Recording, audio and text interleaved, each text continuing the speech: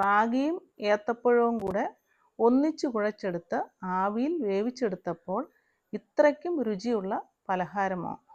Video കണ്ടു നോക്കാം. റാഗി അഥവാ ഫിംഗർ മില്ലറ്റ് വളരെ ന്യൂട്രീഷ്യസ് ആണെന്നുള്ളത് എല്ലാവർക്കും അറിയാമെങ്കിലും ഇത് കഴിക്കുവാൻ പലർക്കും മടിയാണ്. അതുപോലെയാണ് പഴുത്തുപോയ നേന്ത്രപ്പഴവും. രണ്ടും കൂടി ചേർത്തുണ്ടാക്കിയാൽ വളരെ രുചികരമായ ഒരു പലഹാരം കിട്ടും. അത് നിങ്ങൾക്ക് ഇഷ്ടപ്പെടും. ടേസ്റ്റിയാണ്, സോഫ്റ്റാണ്. ഈ പലഹാരം തയ്യാറാക്കാനായിട്ട് നന്നായി പഴുത്ത ഒരു നേന്ത്രപ്പഴം മിക്സിയുടെ ജാറിൽ മുറിച്ചിടുക. കൂടെ 1/4 കപ്പ് ചിരകിയ തേങ്ങയും ഏലക്കായും എല്ലാം കൂടി വെള്ളമൊന്നുമില്ലാതെ സ്മൂത്തായി അരച്ചെടുത്ത് ഒരു പാനിലേക്ക് ഒഴിക്കുക.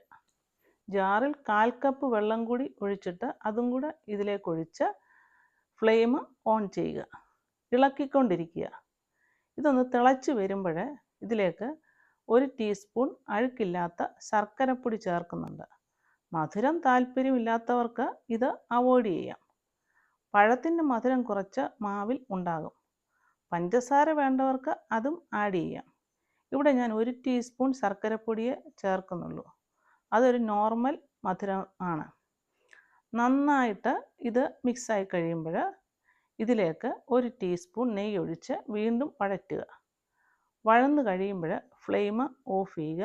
എന്നിട്ട് ഇതിലേക്ക് റാഗിപ്പൊടി കുറേശ്ശെയായി ചേർക്കുക. കൂടെ ആവശ്യത്തിന് ഉപ്പും.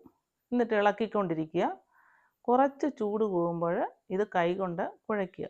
പരത്താൻ പാകത്തിന് ആക്കിയെടുക്കുക. ടോട്ടൽ 1 കപ്പ് റാഗിപ്പൊടി പല പ്രാവശ്യമായി ഇട്ട് കൊടുത്തിട്ടുണ്ട്. നന്നായി കുഴച്ച് മാറ്റി വെക്കുക. ഈ സമയം സ്റ്റീമറിൽ വെള്ളം തിളപ്പിക്കാൻ വെക്കുക. അതിനുശേഷം മാവ് കുറേശ്ശെയായിട്ട് വാഴയിലയിൽ പരത്തുക. ഫില്ലിങ്ങിനായി കുറച്ച് തേങ്ങ നിരത്തുന്നുണ്ട്. ഞാൻ ഇതിൽ മധുരമൊന്നും ചേർത്തിട്ടില്ല. താല്പര്യമുള്ളവർക്ക് തേങ്ങയിൽ മധുരം ചേർക്കാം. മധുരം ഇടാതെ തന്നെ ഇത് കഴിക്കാൻ നല്ലതാണ്. ബാക്കി മാവെല്ലാം ഇതുപോലെ ഇലയിൽ കനം കുറച്ച് പരത്തി തേങ്ങ ഫില്ല് ചെയ്ത് മടക്കി സ്റ്റീമറിൽ വെക്കുക. 15 മിനിറ്റ് കഴിഞ്ഞ് തുറന്ന് നോക്കുക.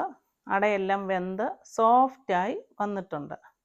നേന്ത്രപ്പഴവും റാഗിയും ചേർന്ന ഈ സോഫ്റ്റ് അട ഗുണത്തിൽ മാത്രമല്ല രുചിയിലും കേമമാണ്.